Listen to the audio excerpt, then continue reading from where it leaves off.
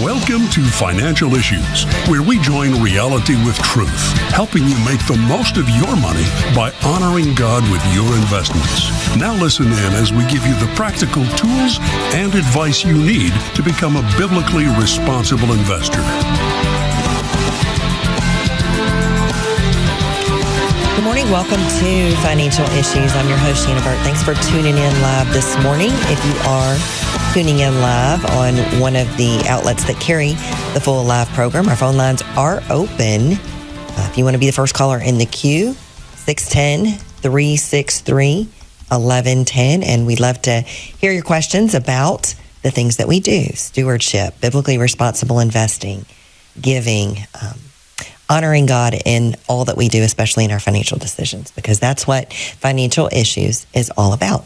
We hope that you are a partner of ours. If not, consider becoming one for just $132 a year. You'll be equipped with a biblically responsible investment strategy that you can put to work on your own right away, screening out the companies that are using shareholder dollars to fund ungodly agendas. Let's go. That's right. Let's get started off with some of the economic news that we've been seeing. Things are coming at us fast and furious these days. Of course, Fed Chair Powell was giving his second day of regular testimony to Congress yesterday. I think the most entertaining group of questions he got came from Maxine Waters. Lots of theater, Shana, right on Capitol Hill. Never a lack of content there, especially for programs like Lefties Losing It. She asked him questions, though, about DEI. We could be assured that she would do that. Powell's response, as it looked to me, I'm not saying that this is true, but it just looked to me like he was struggling to keep a straight face. But he said that, in the kind of really highly specialized work that they do, they have to always look for the best and brightest, and that's what they do. And I don't think she realized it, but she kind of debunked the whole DEI philosophy that she embraces so much, because she said, yes, that's what you should do is hire the best and the brightest. But, the DEI proponents believe that you have to have certain quotas to have equal outcomes to make sure that you get diversity in the workforce. But, if you're really just hiring the best and brightest, you're doing your job. So Elon Musk came out and has said that the U.S. government needs to delete entire agencies in a cost and efficiency drive. Of course, Elon is the billionaire founder of Tesla and other companies, and he was saying this maybe this morning. Anyway, it was very recently when he was asked about implementing the cuts to budgets that DOGE is uncovering billions and billions of dollars of fraud, waste, and abuse. So Maxine Waters is worried about the Fed ending up on Trump's government reducing chopping block, because we all know how important, and she was quick to tell us how important centralized banking is to, well, she didn't say this part, but the centralized control of the government. The U.S. government needs to delete entire agencies, Elon said, but, no one listened to Milton Friedman back in the 70s and 80s when he was saying that only 4 of the 14 government agencies were actually necessary. I've got a clip for you to watch here from the hearing yesterday. Let's play clip 1 on keeping DOGE out of the Fed. When Musk comes knocking at the Fed's door, are you going to let him in? I don't have anything for you on that. Would you like to tell us today that you won't let DOGE into the Federal Reserve or have access to the systems and the data? So I don't have any, we've had no contact, and I don't really have, I have nothing for you to report today on that. Well, you know what happened at Treasury, and you know what happened over at the CFPB, and the people of this country are being violated because all of our privacy is being taken up by Elon Musk and Trump, and we don't know what all they have on us, our bank accounts, everything that in our lives, so I want to protect it in the Fed. Mr. Powell, the last time you testified before this committee, you said, and I quote, "Really successful institutions in the United States generally are those that do a really good job on diversity and get the best out of people and attract a broad, diverse range of talents to the table. That is the way we feel about it. And at the Fed, that is what we've been doing and will continue to do." I have nothing for you on that, Fed Chair Powell said. What's she so worried about anyway? She's worried about the richest man in the world having her banking information? I mean, really? Well, I will say, Shana, Maxine Waters has been consistently ranked as one of the most corrupt members of Congress, even by Democrats. Right. So she might have reason to be just a tad worried. She was, and you took the words right out of my mouth. You know, those fighting the hardest against us, knowing where our money is going as taxpayers, are usually the ones that have a finger in the pie. She summed up her concerns when she said, "We don't know what they have on us." That's true. That's what she's afraid of. A Freudian slip, I guess. But, you know, very smart people have been given access to We the People's Checkbook Register, and all the dirty deeds that have been done in the dark, that have been concealed for decades, are coming to light. Proverbs 10:9 assures us that people with integrity walk safely, meaning that they have nothing to fear. But those who follow crooked paths will be exposed. She sees what DOGE is uncovering every day and seems really afraid. Speaking of DOGE and what they have uncovered about Social Security, I got another really short clip for you. Watch this. You know, there's crazy things like just cursory examination of Social Security, and we've got people in there that are 150 years old. Now, do you know anyone who's 150? I don't know. Okay. They should be on the Guinness Book of World Records. They're missing out. So, you know, that's a case where, like, I think they're probably dead. It's my guess. Or they should be very famous, one of the two. Elon with a zinger. That's good. I know, it's not funny, but we have to laugh to keep from crying, I guess. But you know what? There's an incredible game of 4D chess being played out right before our eyes. President Trump literally wrote the book on the art of the deal. So the best course of action is for us just to sit back and see where things land rather than trying to outthink Trump in this game of 4D chess. That's what the markets, I believe, are learning very quickly to do. It's a bad idea to try to make long-term investment decisions based on headlines. My goal is to educate and encourage the saints, the body of Christ, not to entertain you. So I want to educate you to use biblical truth to make good stewardship decisions, like being steadfast and disciplined. Both are characteristics that are praised and encouraged in the scriptures. And it's something to strive for, having discipline and steadfastness when managing your portfolio. And my goal is to encourage you to honor God in the way that you invest in a biblically responsible way, and to trust God to provide for all of your needs in abundance so that you can feel free to give abundantly. Speaking of giving, we've got a Heartbeat campaign going on 2 more days, today and tomorrow. I would encourage you to go back to Monday's show, the very beginning of the show, and watch Valeria's testimony. She's a preborn representative, and she tells us firsthand what those who have given to preborn did for her, her now husband, her now 2 children, and a 3rd one being planned for. So far, we've reached $8,000 of our $21,000 goal for this week. I'm a monthly preborn supporter, but Valeria's testimony moved me yesterday to give even more. So I made another gift to this campaign. Let's display some fruit here.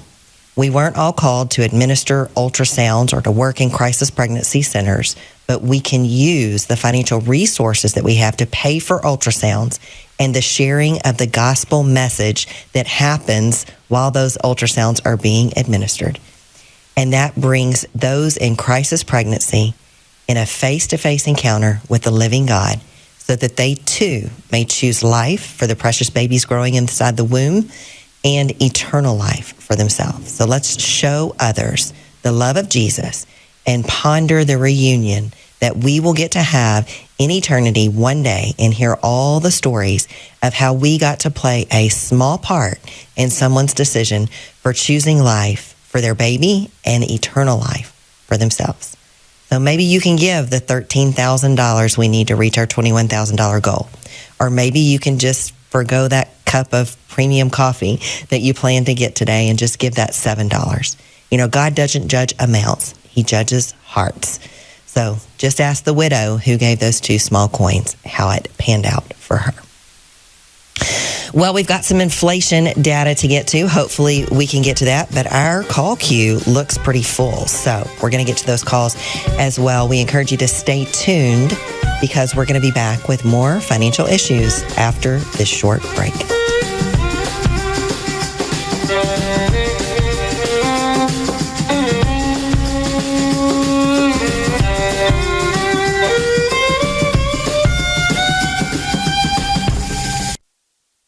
There are moments in life that define us. Choices determine the courses we take. Choices that create life, or those that save a life. And some make life worthwhile. There are decisions to stay, or to go, to remain the same, or to grow. Sometimes we pray and make peace. Other times we take a stand for what we believe. In celebration, mourning, triumph, and defeat, we are invested in every decision we seek. Despite differences, we have one thing in common, the desire to do all for the glory of God. Keep your wallet aligned with your heart and your investments in harmony with your faith. Timothy Plan, biblically responsible mutual funds, ETFs, and retirement plans. Before investing, carefully consider a fund's investment objective, risks, charges, and expenses contained in the prospectus available at timothyplan.com. Read carefully before investing. We believe in being faithful stewards of what God has entrusted to us, and nothing is more important than investing in the next generation. The most impactful way to do this is by sharing the message of Jesus with young people. Crossroads Kids Club is an after-school program that brings the gospel to elementary school children in public schools nationwide. Together, we can make a lasting difference for the kingdom.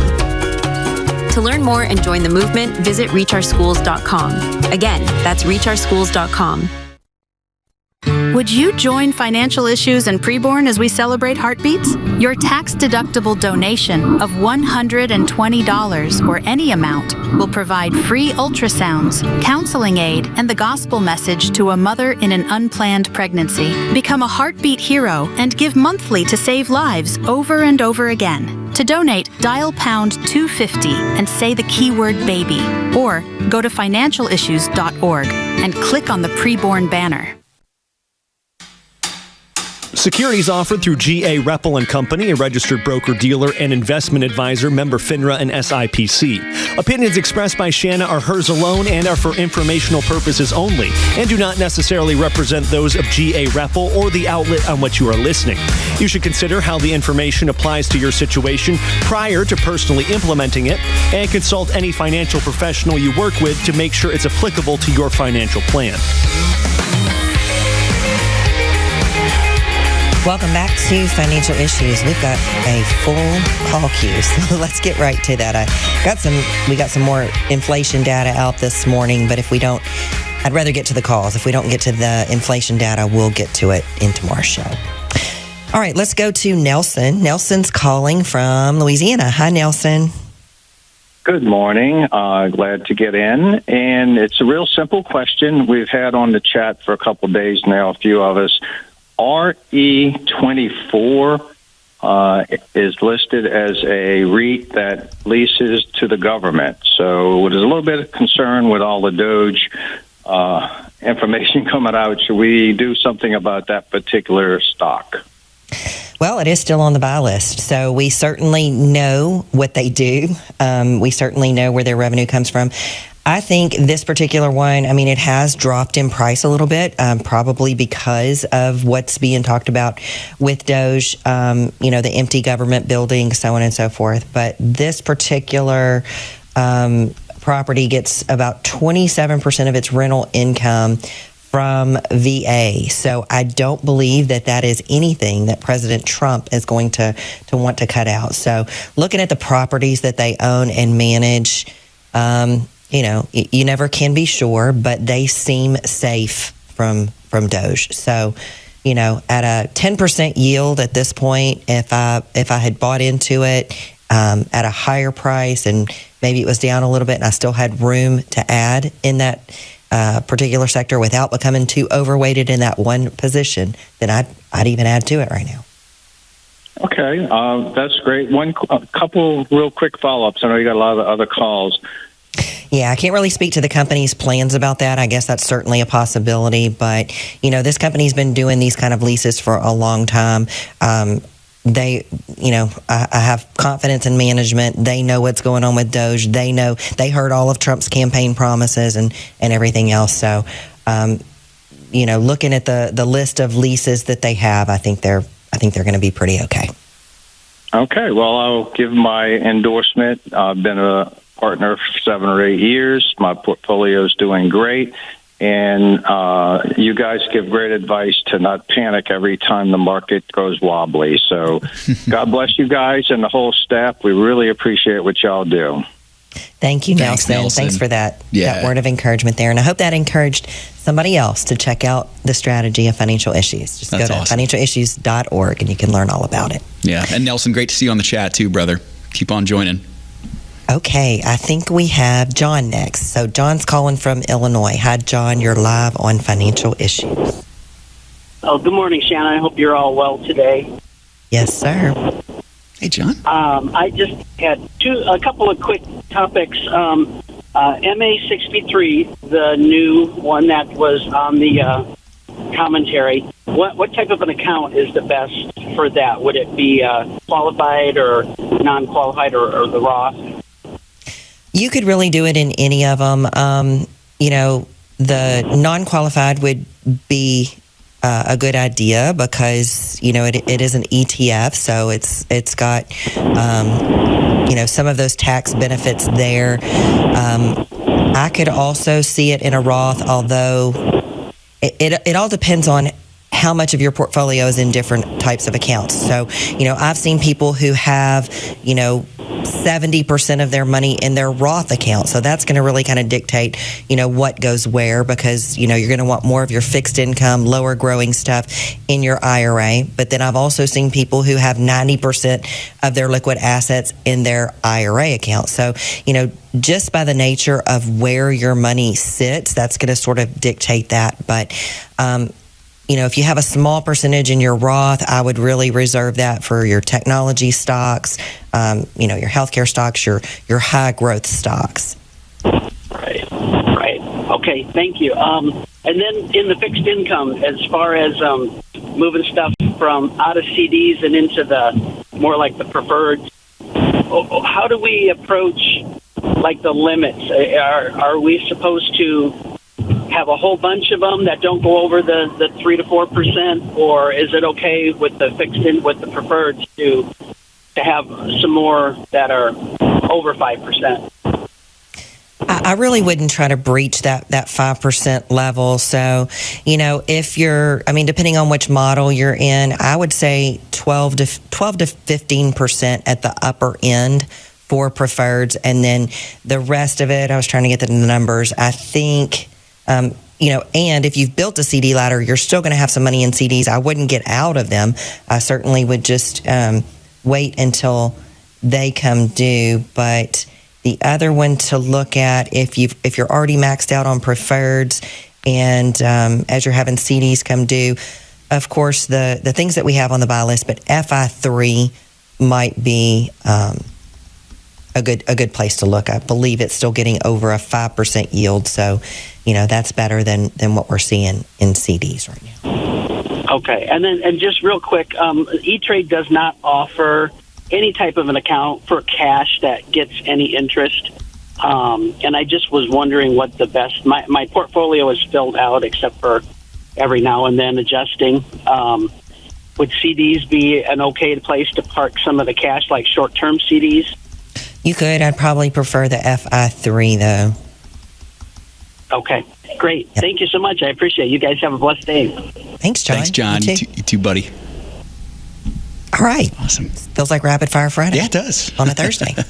Let's get to Eileen. Eileen is calling from, what does that say, New Jersey? Yeah, New Jersey. Hi, Eileen. You're live on Financial Issues. Shana. Hi. My friend does not have a retirement plan. She's 50, and she can't work a lot because she has medical issues. So I told her I would call you and get some advice on retirement somehow. Should I tell her to put it in CDs, or because she can't have a Roth because she doesn't contribute, she doesn't work on the books. Yeah. So where would her income come from that she would be able to invest? Well, she works on the side under the table, but she doesn't claim it. I see. So then the option would really be just a non-qualified type of investment account. And, she could follow our model. She's going to want to make sure that she establishes an emergency fund first, because, you don't want to have to get to long-term money in the short term, because, when you invest in things like equities, which are things that are on our list, there is market risk that comes along with that. So, stocks can go up and stocks can go down. When you go into a stock or a mutual fund position or an ETF position, you want to do it with a long-term time horizon. Now, obviously, sometimes things happen, but establishing that emergency fund helps you to build a moat to keep you from having to dip into those savings. So once she's done that, there's other things that you have to consider. You have to consider your risk tolerance. So, knowing that whenever you go into these positions that they can not only go up, but they can go down and they can go sideways for a little bit of time, you have to make sure that you understand that and you're willing to stick with it for the long term. Mm-hmm. Such as a mutual fund?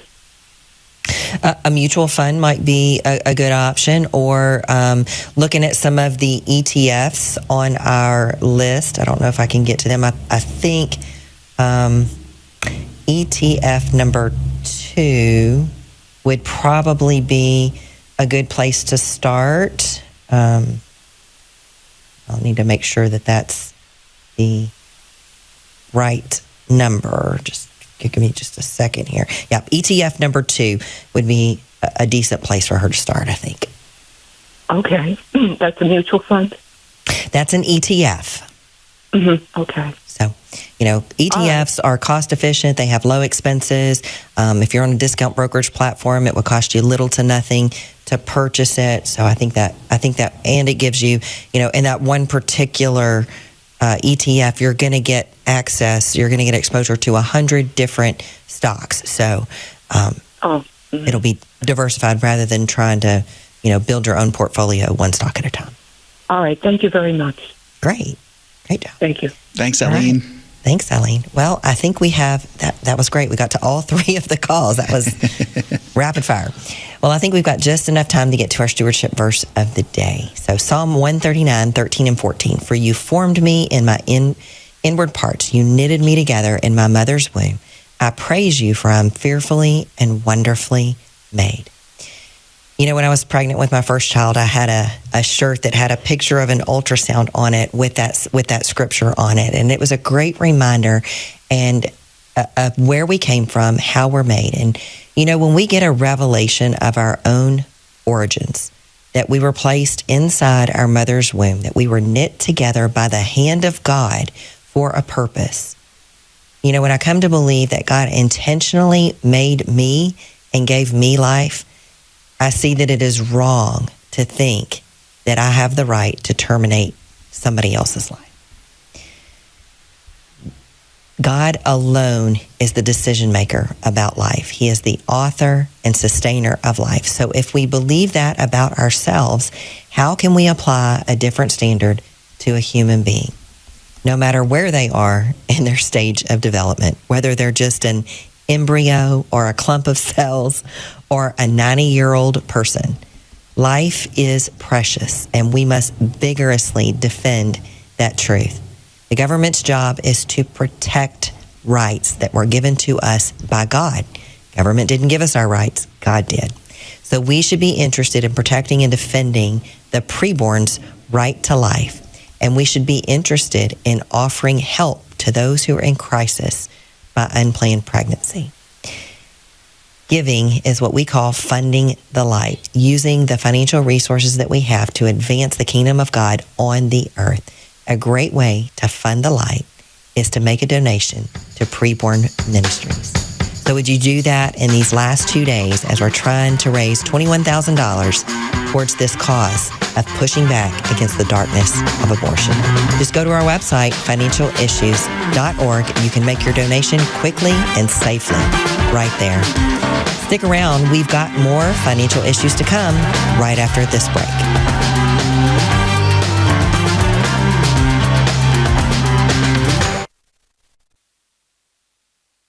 Where's Mima?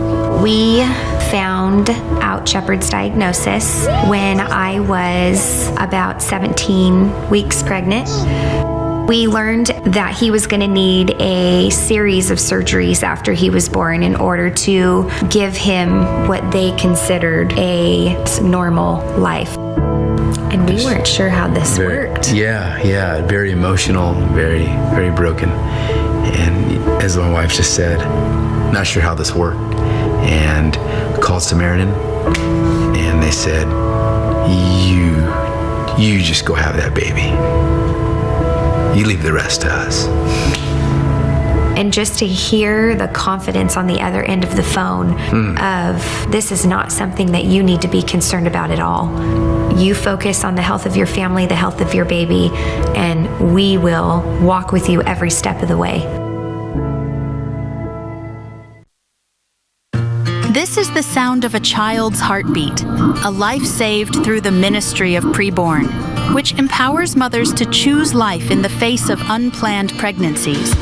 A preborn baby's heartbeat can often be detected as early as 5 weeks on an ultrasound. This powerful moment is a life-changing experience for many mothers. This Valentine's season, we invite you to join Financial Issues and Preborn in a mission to save babies and transform lives.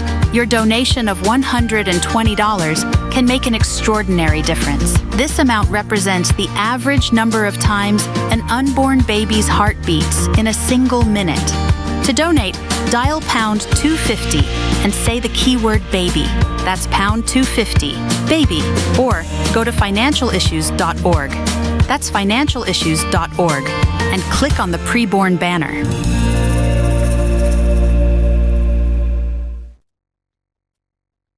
Pharrell came to Crossroads as a fourth grader. His name had been brought to my attention by the school principal. She was concerned about the direction he was heading. I remember I wasn't the best kid. I got into trouble a lot. He became a very active part of Crossroads Kids Club. Mr. Engel, he was the leader that really impacted my life in so many ways. I honestly didn't want Crossroads to end. We would invite all the students to come to our youth group here at Waterfront. I felt God saying, come home, come to me. It felt like I was set free. And I'll never forget the day when we had the privilege and the honor to baptize Pharrell. I hugged Mr. Engel. I don't know if he understands. I'm truly, thankful to have him through the whole journey. If it wasn't for Crossroads, I probably wouldn't be in the place that I am right now. I wouldn't be a follower of Christ. Help reach more kids like Pharrell with the hope of the gospel. Visit reachourschools.com.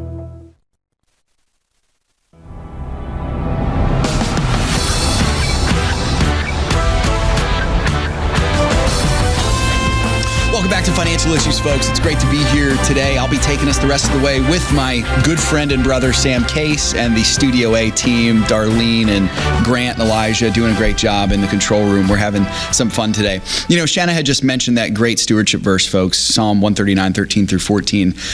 This verse means a little something to me right now. Megan is 36 weeks pregnant today. Today is 36 weeks, so she's got, God willing, we don't know how long, could be less than a month, could be a little more, but there's a second son of mine that the Lord is right now knitting together in the womb. So pretty darn special to be having this preborn campaign right now. So I really would just consider if you're looking to fund the light, and if you're looking to help a ministry that spreads the gospel and saves babies, I'm not really sure what else you could look for as a Christian. There's an organization out there that does this. It's called Preborn, and they're doing some great things. Preborn.com is the place to go. So appreciate you all so much on the chat as well. I know many of you have been asking about, yesterday we had Twyla on, and we were talking, Twyla Braze, the president and co-founder of CCH Freedom, if you're new to the show. We were talking a lot about this whole real ID concept, that many of us have driver's licenses that say real ID on them, or they have that star as kind of the symbol. You may look at yours, as I did yesterday, saw mine says not for real ID purposes. That's better, according to what Twyla said, than to having the real ID. There's a lot of dangers that could come along with real ID. But I wanted to encourage you all, if you are concerned about that, there's no harm in going to your local DMV and giving it a try, and at least saying, hey, I have this ID. I would like to get a different driver's license that is not for real ID purposes. At least give it a shot. There's no harm in that. Go back and listen to what Twyla said yesterday about it. She gave some great insight on it. Maybe we'll try to post that particular interview on our social media pages so that you can see that, maybe on our website also. So I'll get with our social media team to make sure that they can get that up there, because I know many of you have a lot of questions for it. And of course, next time we have Twyla on, we'll get some more feedback on this. Speaking of feedback, folks, it is an honor for myself and Sam to get to sit behind the microphone every day and get to present to you what's happening here in the second half of these shows. I would love to hear from you to know if there's anything that you would like us to discuss on these second halves of the show.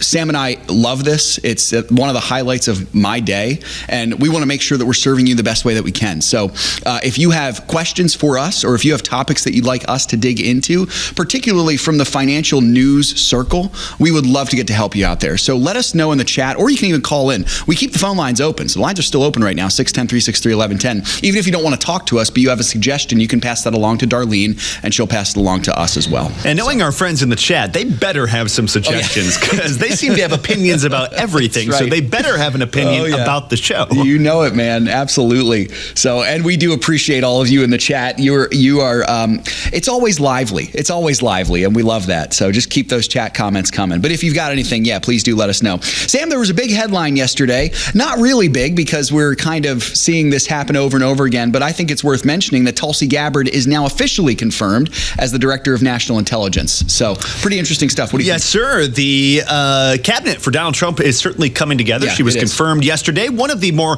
controversial picks for the president, partially because she comes from the history of being a Democrat herself. So fairly interesting there. The upper chamber voted yesterday 52-48 to confirm her. Mitch McConnell, the only Republican to join all 47 Democrats in opposition, which is frankly not too much of a shock. Not too surprising there. So Tulsi is in. The team is getting assembled for sure, and I'm pretty excited about it overall. Definitely am. Of course, we talked. It might have been yesterday or Monday. We talked about how Trump is not perfect in some of these picks, but it seems like Tulsi could be really the woman for the job there. So that's pretty exciting. Other news, Sam, the CDC has updated its website. What can you tell us about the trustworthy, really virtuous and good CDC? That was sarcasm, of course. Yeah, of course. But under Donald Trump, it might be changing its tune just a little bit. This is a small update, but it is encouraging to show the way the winds are changing. The CDC website is now actively encouraging users searching for abortion for info into looking into adoption instead. So if you type on the website at the top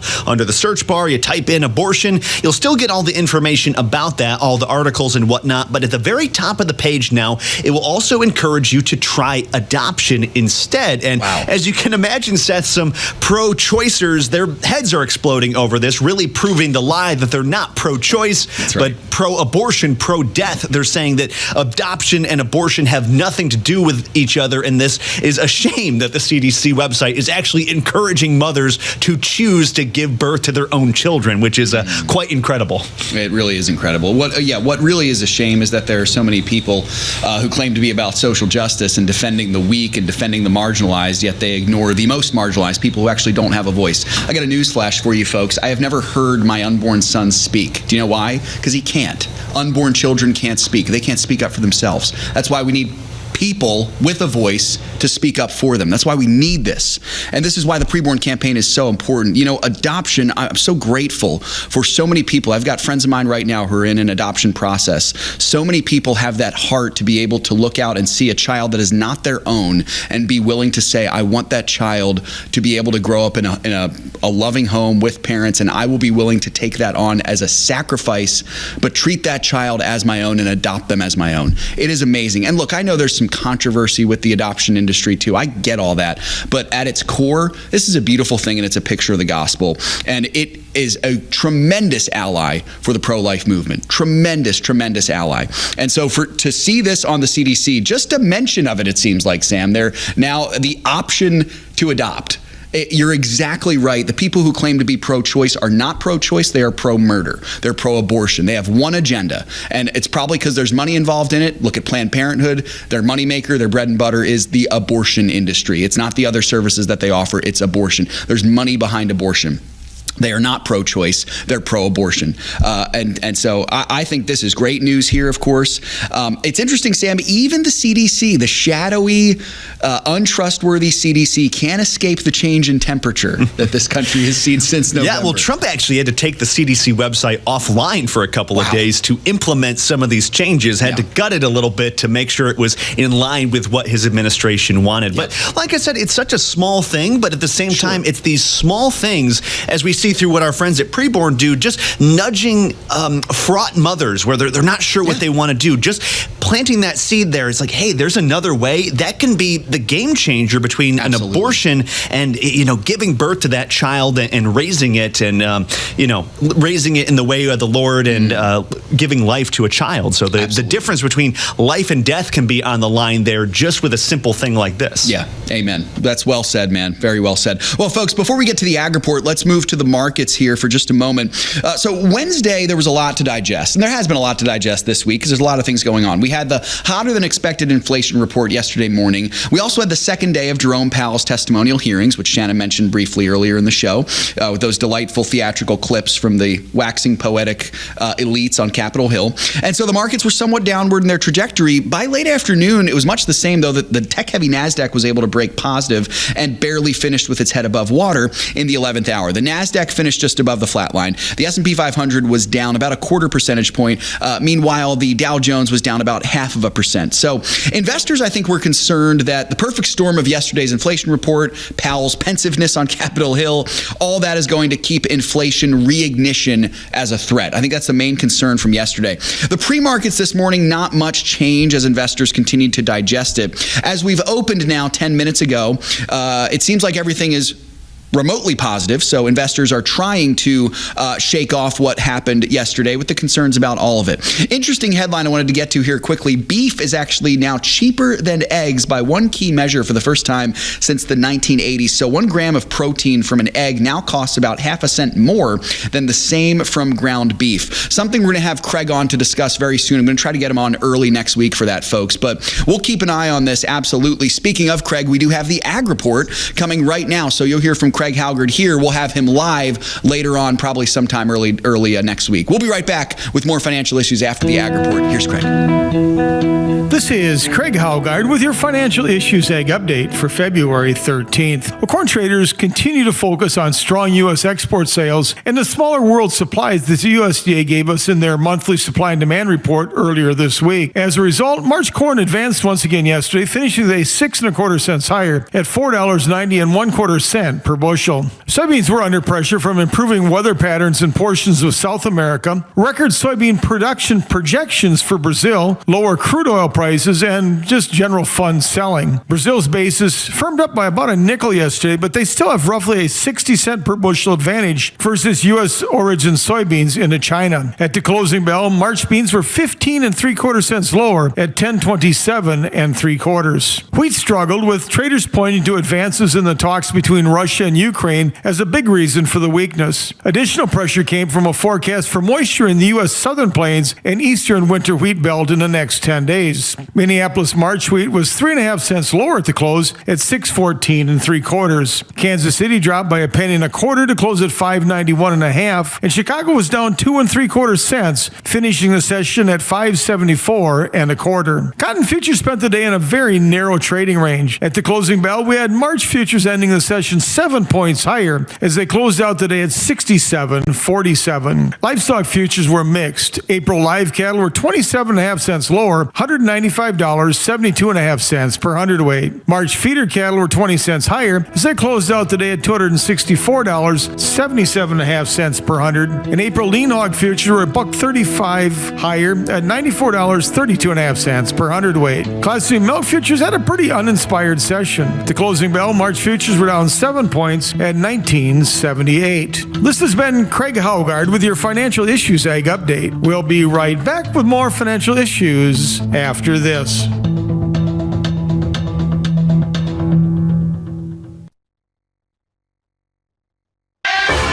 It's up to us to stand up and say, enough is enough.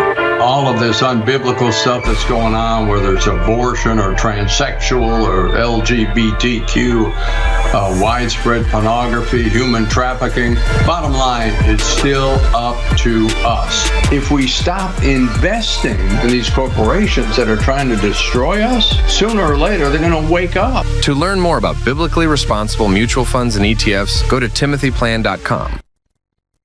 This Valentine's season, we invite you to join Financial Issues and Preborn in a mission to save babies and transform lives. Your donation of $120 can make an extraordinary difference. This amount represents the average number of times an unborn baby's heart beats in a single minute. To donate, dial pound 250 and say the keyword baby, or go to financialissues.org and click on the Preborn banner.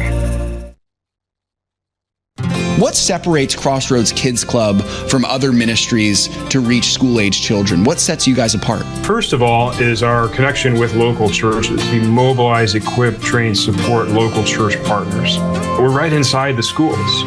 There's a number of ministries that try to serve public school children outside of the school, but we're able to be right there on the campus. Another key thing is just our values. Our highest value is actually relationships. And so we're not a ministry that's driven by a lot of fancy technology or flashy stuff, but rather getting adults who love Jesus and who love kids to sit on the floor with a group of kids, to listen to them, to love them. So I would say the relational emphasis and the simplicity of the model is actually something that makes Crossroads special as well. Help reach kids with the hope of the gospel. Visit reachOurschools.com. The opinions and recommendations expressed on this program do not necessarily represent the opinions of the station or any of the program sponsors. Additionally, all products or services offered by the program sponsors may not be known by the program. Welcome back, folks, to Financial Issues. Good to be here with you today. All right, interesting headline, Sam. Let's jump right to this one. I find this very fascinating, especially for our audience. We saw a headline recently. Apparently, half of Americans, or almost half at least, don't invest at all. Just not just they don't intend to or they don't like to, but they don't at all. Can you tell us about this? Yeah, I found this to be an incredibly shocking survey. So let's take a look at these numbers here. You're right. A report from October of 2024 found 48% of Americans do not hold any investment assets at all. So that's 401k, retirement account, individual investment, individual stocks, nothing.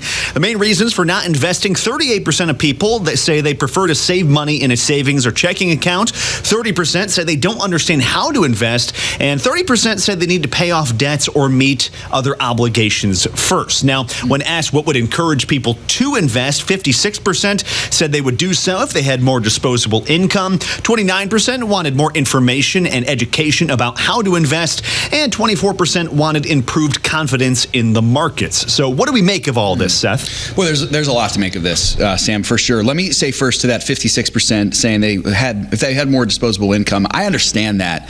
I do think you have to ask the question, though, how much is enough? Like, okay, is $500 more enough, or are you waiting for $50,000 more? Because you could say, anywhere in between there. I'm not sure I'm quite comfortable with this yet. At some point, you have to say, okay, what is that number of disposable income where I'm finally going to say, okay, now I have enough. Now I'm going to invest. I also think that 24%, Sam, wanted improved confidence in the markets. I actually think there's a little bit of wisdom in that. I think there's a little bit of wisdom in a person, and Dan used to talk about this all the time. If you are not confident to get into the markets, then stay out. Just stay out. Don't even get in at all. Save yourself the headache. I think there's some real wisdom to that. And let me say this, Sam, right off the bat. It is not a bad thing to not invest. We're a show that's all about investing, and so to hear me say it's not a bad thing to not invest might sound a little silly, but it might actually be the wisest thing for certain listeners right now. If you're a listener who's in one of those situations that were mentioned here, maybe you need to pay off debts, other obligations, I think that's a big one. If you're in some significant level of debt, or you're trying to build that savings account, it might not be right for you. If you've balanced your budget and you've understood, all of the disposable income I have is going to attack this debt, I think that could be a really wise move. If you're overly concerned about the markets or the economy, that's another reason, of course, we just mentioned. Maybe you're the type of person who gets worried about the markets going up and down. Save yourself the trouble, like we said. It might be a wise thing to do. Now, at the same time, if you are one of these people, maybe you also need to do some soul searching. Maybe you need to ask the question, why? Why am I so worried about the markets? Why am I so worried about investing? And it might be well worth it, Sam, we've talked about this before, for this type of person to just take a step of faith and consider giving it a try. And even if it's $20 a month, even if it's $10 a month where you're adding to a money market account or something like that, or even if you're concerned about opening that 401k and you finally decide to do it, there's no need to put your whole savings account at risk. You don't have to invest a lot of money to start. You can start small. If you can carve out a few $100s to do it, and my guess is most of us probably can. If you look at your balance sheet, your personal balance sheet, you will probably find some things that after thinking about it through again, I give this example all the time. If you have a Netflix account, the elites don't want you to know this. You can cancel your Netflix account and invest that money. What an idea. You can? That's incredible. You actually can do that. You can cancel Disney Plus and invest that money instead. It's brilliant. It's amazing. But that's exactly right. And I don't know what those $15 a month or something like that is what Netflix is going. I don't know. I don't have one. I don't pay for one. That's $15 a month that you can invest. But to your point, Seth, people think that if I'm going to invest, I have to be investing hundreds of dollars at a time. Yeah. And if you're just getting into it, I'd say $15 is enough. So if you're thinking, I don't have enough money right now, you probably do. You probably have a little bit of disposable income to invest. If you're saying, I want to get into this, but I don't know if I have enough cash. I always say, man, if it's like $5, $10 a month, I don't care. That gets you into the habit of investing. So once you do have more money, you can be the guy who does invest a couple $100 a month, and you're confident about it too. I'll also say to people who want more confidence in the market, speaking of confidence, the wonderful thing about long-term investing is you don't really have to be too confident in the markets at any given time. You just have to be confident that the markets over long stretches of time do perform. And the good news is they tend to do that. Yeah. And the key, Sam, is you're exactly right. It's not so much confidence in the markets as it is confidence in your strategy. If you have a good long-term strategy, if you have a well-diversified strategy, that's what's going to lead you to success. And I believe we offer an option for that for you here at the ministry. I really do. I really do. And it may sound like self-promotion. I don't mean it to be, but I really believe that to be true, that this might be a really good time for you to consider the FISM partnership if you're not a partner yet. There's options for you here. If you're nervous about it, if you think, I have no clue, I don't know how to do this, I need some hand holding, we have an ETF and mutual fund option for you where you pretty much just put the money in, and then those funds are professionally managed. So you don't even have to do any of the managing. You just got to put the money in. And even the other option, the regular investment option, still very, very easy. It's very easy for you to do. I think it would help you a lot to listen to the show every day, number one. Also to join the conference calls, to keep up to date on the partner commentary, to check the buy list every week or so for new sells, to keep up to date, time and time again, slowly. But if you do that, man, you'll be in great shape. Pick your asset allocation model. You choose companies off the buy list. You slowly begin investing that money with the security, especially if you choose to be a partner, that these companies have already been researched by our team, and they're constantly being researched every day by our financial our financial analytical team led by Shana, these companies are not engaging in behavior that would violate your faith. That's the most important thing. If you chose to invest on your own without financial issue strategy, you can definitely do it. You can be biblically responsible, but it's up to you to do all that research. That's where we provide the research for you. So if you come and join us, we do that work for you if you want to be biblically responsible. And you use the portfolio tracker. Make sure that your holdings are aligning with the chosen allocation model. It's very easy to do it, folks, and I really would encourage you, if you're one of those people, if you're one of that 48% that is not investing, check your heart a little bit. Check your balance sheet as well to find out that there's a good chance you probably do have some money left over that you could potentially invest, and then consider it. Even if it's not becoming a partner, even if you just want to start on your own, if it's with a company 401k or 403b, try that. Start that first and see how it goes. And, Seth, do you think that a lot of people that aren't investing, that they tend to think of investing as trading? That's what they're actually thinking of, is not long-term investing. You're picking a stock and sticking with it, picking a strategy and sticking with it. Rather, they're thinking of the guy that gets on Market Watch and has all the data charts in front of them, and they have to understand any given moment what's going on and make snap decisions there. Do you think that's what's scaring people? I really do. I think that's exactly right, Sam. I think it comes back to what we talk about a lot on the show, is this risk aversion, is that people think investing is like gambling. Investing long-term is very much not like gambling. I would say day trading, short-term, doing that stuff, that's a little more like gambling. The only connection, I would argue, between good long-term investing and not good short-term trading or gambling is that they both have to do with money, and you're putting your money at risk with the effort of trying to build it for the future and make it grow. That's where the similarities end. Other than that, they could be no different than, they could be no similar than like night and day. Long-term investing is you don't need this money. You're confident that you're not going to need it, and you're putting it into the market, understanding there's a risk and that there's a risk-return relationship also, that the more risk you're willing to take wisely, the more chance you have at a better return, but you're going for it 8 to 10 to 15, 20 years. A lot of people aren't good at that, Sam. I think part of it also is because we're impatient. We want to see results now. We want results now. And so a lot of people avoid investing because they know that good investing is long-term. I'm going to be a lot older by the time I consider pulling this money out. I might be a grandfather by that time, But we have to be willing to do it. And I think if you have the willingness to be patient at it, I think you'll really do well. Absolutely. So, I think part of it is that risk aversion. Part of it is an aversion to wanting to be patient and waiting out for a long time to get those results. We want it.